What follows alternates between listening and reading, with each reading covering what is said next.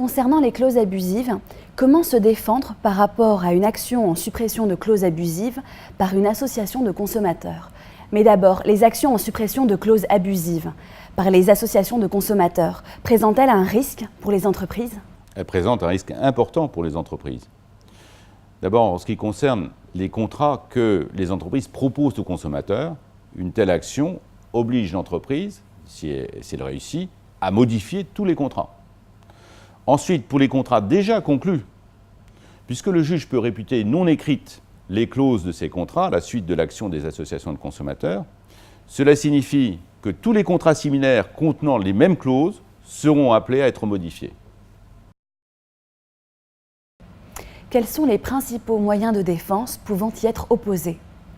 En dehors des moyens procéduraux qui existent toujours, le meilleur moyen de défense est de se défendre au fond, c'est-à-dire de montrer que la clause qui est contestée n'est pas abusive, qu'elle n'est pas déséquilibrée. Et donc il faut montrer toutes les contreparties offertes à l'existence de cette clause. Alors parfois ce n'est pas si évident que cela parce que en pratique, les associations de consommateurs ne se contentent pas d'attaquer une clause, mais elles attaquent 10, 20, 30, 40, 50 clauses. Et bien entendu, c'est très difficile de se défendre contre 50 attaques en même temps. Et donc, il faut le faire quand même. Il faut le faire naturellement par écrit, dans ses conclusions, et il ne faut rien négliger. Et il faut également trouver un moyen à l'oral de bien se défendre, parce qu'à l'oral, naturellement, il est impossible de faire des plaidoiries sur 50 clauses. Et donc, il faudra essayer d'être synthétique et en même temps de choisir peut-être les clauses les moins contestables pour montrer que l'association exagère. Et notamment, si on arrive à montrer que l'association vraiment se préoccupe de choses insignifiantes qui ne sont absolument pas abusives, on peut mettre en doute l'ensemble de son action. Je vous donne un exemple.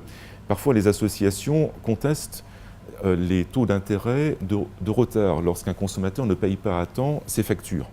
Et elles vont dire « Ah, mais regardez, ils nous demandent 50% de plus que l'intérêt légal. » Donc là, l'idée est de montrer que demander 1,5 fois le taux d'intérêt légal, ce n'est rien puisque ça va représenter quelques centimes d'euros, l'intérêt légal est très faible. Donc 50%, ça fait peur. En revanche, montrer que c'est quelques centimes d'euros par rapport à la facture moyenne, ça montre que l'association vraiment commence à exagérer et à faire des demandes excessives qui mettent en doute l'ensemble de son action. Alors il ne faut pas se contenter de cela, il faut également porter beaucoup d'attention à toutes les demandes accessoires, parce que bien qu'elles soient accessoires, elles sont très importantes. Par exemple, l'association demande toujours l'exécution provisoire de la condamnation. Mais ça peut être très gênant, parce que modifier 1 million de contrats immédiatement, sous astreinte, c'est très difficile à faire. Alors que peut-être qu'en appel, la clause sera déclarée valable. Donc il faut montrer au juge que ce que demande l'association, l'exécution provisoire, est totalement excessif par rapport à la subjectivité de la notion de clause abusive et par rapport au risque qu'en appel, la clause puisse être déclarée valable.